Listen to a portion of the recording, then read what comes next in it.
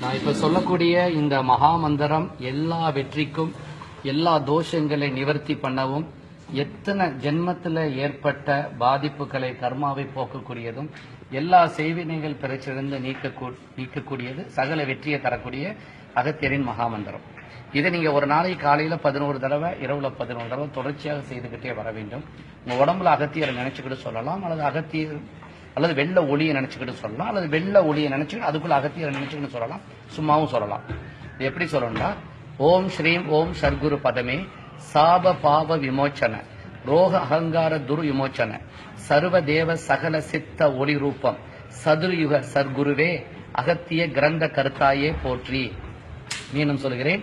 ஓம் ஸ்ரீம் ஓம் சர்க்குரு பதமே சாப பாவ விமோச்சன ரோக அகங்கார துர் விமோச்சன சர்வ தேவ சகல சித்த ஒளி ரூபம் சதுர்யுக சர்க்குருவே அகத்திய கிரந்த கருத்தாயே போற்றி.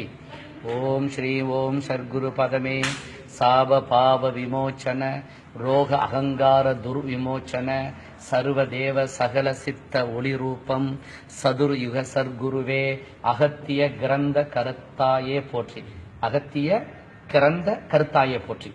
இதை நீங்க சொல்லிக்கிட்டே வந்தா அகத்தியர் சொல்ற, எத்தனை ஜென்மத்துல செய்த பாவங்களையும் நான் எடுத்து விடுவேன், என் பொறுப்பு என்கிறார். இதை நீங்க சொல்லிக்கிட்டே வாங்க. இந்த மாற்றத்தை இன்னையிலிருந்து காண்பீர்கள். இன்னிலிருந்து ஆரம்பிங்க. அகத்தியருக்கு ஒரு வணக்கம் சொல்லிவிட்டு நீங்க ஆரம்பிங்க. உங்களுக்கு எல்லா நன்மையும் உங்களுக்கு நடக்கும்.